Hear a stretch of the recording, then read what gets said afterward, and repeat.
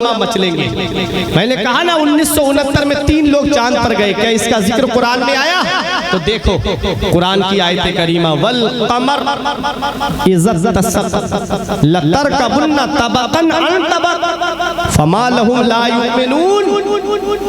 देखो मेरे कुरान ने 1450 साल पहले बता दिया कि लोग चांद पर जाएंगे, ये भी बता दिया 3 लोग जाएंगे, और कुरान ने ये भी बता दिया मुसलमान नहीं बल्कि गैर मुस्लिम जाएंगे। ये मेरे कुरान की शान है। कुरान कहता है वल कमर इज्जत तसक, माह कामिल की कसम, चांद की कसम से पूरा हो, लतरकबुन्ना तबकन अन तबक। ये लतरकबुन्ना रुकूब मस्दर से बना, और रुकूब मस्दर के माना आते हैं किसी चीज पे सवार होके जाना। रुकूब मस्दर के माना आते हैं किसी चीज पे सवार होके जाना। किस पे सवार होकर गए? मिशन अपोलो 11 पे सवार होके गए। ये आज हमने अपनी तारीख को भुला दिया। देखो मिशन अपोलो 11 पे सवार होकर गए। कभी तुमने सोचा ये सबसे पहला हवाई जहाज किसने बनाया? कभी तुमने सोचा ये सबसे पहला कागज किसने बनाया? कभी तुमने सोचा ये सबसे पहली घड़ी किसने बनाई? तो ये अमेरिका की देन नहीं है, ये जर्मन की देन नहीं है, बल्कि सबसे पहला हवाई जहाज ये एक मुसलमान ने बनाया है। मस्जिद कुर्तुबा के अंदर बैठ करके सबसे पहला हवाई जहाज बनाने वाले को हजरत अब्बास बिन फरनास कहते हैं। सुभान अल्लाह, सुभान अल्लाह, जिंदाबाद। सबसे पहला हवाई जहाज एक मुसलमान ने बनाया, और वो उड़ा भी। और किस चीज से तसव्वुर लिया? जब आका मेराज को तशरीफ ले गए, उस तसव्वुर से हवाई जहाज बनाया। सुभान अल्लाह।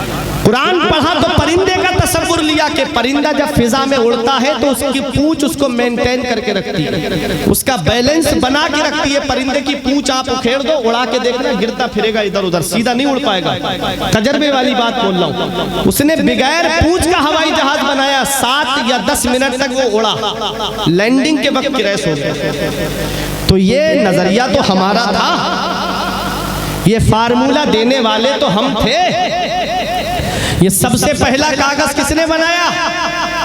सबसे पहला कागज हजरत यूसुफ बिन अम्र ने बनाया। रुई से कागज बनाया, रुई से। आज कागज किससे बनता है? आज दरख्त से बनता है, पेड़ से बनता है। इसको काटा जाता है, बारीक पीसा जाता है, मशीन के अंदर डाल करके केमिकल लगा करके फिर कागज तैयार होता है। अब मैं एक बात कहने जा रहा हूँ हुफ़ाज़े किराम के ताल्लुक से, अगर आप समझ गए तो आप खामोश नहीं रहोगे। देखो कागज बन के तैयार हुआ, उस कागज पे क्या लिखा? छोटा आ बड़ा आ, ABCD, ठीक है। अब वो बच्चे ने पढ़ा, पढ़ने के बाद वो आगे पास हो गया, पढ़ के डॉक्टर बन गया, इंजीनियर बन गया, प्रोफेसर बन गया। एक मिसाल दे रहा हूं मैं, ठीक है। वो किताबें जो थी वो अलमारी में रखी हुई थी। बाप ने क्या किया? उसको भंगार वाले के हाथ बेच दिया। अब वो किताब बिक गई। भंगार वाले ने क्या किया? उसको दुकानदार के हाथ बेच दिया। दुकानदार ने अपने साइज में किताबें काटी और किसी पे समोसा रख के बेचा, किसी पे जलेबी रख करके बेची, किसी पे ब्रेड पकोड़ा रख करके बेचा। और बेचने के बाद में खाने वाला उस कागज को जेब में नहीं रखता है, खाया समोसा और कागज को फेंक दिया। अब वो कागज कहाँ है? वो कागज नाली में पड़ा है। वो कागज नाली में पड़ा है, कीचड़ में पड़ा है। जिसने बनाया वो कीचड़ में, और बनने वाला AC रूम में बैठा है, आईफोन चला रहा है, फॉर्च्यूनर कार से घूम रहा है, आगे पीछे बॉडीगार्ड घूम रहे। बनाने वाला नाली में, बनने वाला AC रूम में बैठा है। एक कटिया की सरजमीन पर रहने वालों, उर्से सैयद हबीबुल्लाह में आने वालों, मुजाहिद मिल्लत के फैजान से माला माल होने वालों, सेम मशीन है, सेम केमिकल है, सेम कागज है, लेकिन उसके ऊपर छोटा आ बड़ा आ नहीं लिखा है, ABCD नहीं लिखी है, बल्कि उस पर लिखा है बिस्मिल्लाहिर्रहमानिर्रहीम अल्हम्दुलिल्लाहि रब्बिल आलमीन। तो कोई आलिम फतवा नहीं देगा, कोई मुफ्ती फतवा नहीं देगा, कोई मुहद्दिस फतवा नहीं देगा। रब हुक्म दे रहा है ला यमस्सुहु इल्लल मुताहरून, इसे जब तक वुजू ना हो हाथ भी मत लगाना, बगैर वुजू के इसे छूना भी मत। अरे कागज एक है, मशीन एक है। मैंने कागज से पूछा, कागज जरा ये तो बता, तू नाली में पड़ा हुआ है और एक कागज वो है जिसे बगैर वुजू के हाथ लगाने का भी हुक्म नहीं है, बात क्या है? तो कागज जवाब देता है मेरे वजूद को मत देख, मेरे ऊपर लिखा हुआ देख, मेरे ऊपर कुरान लिखा हुआ है।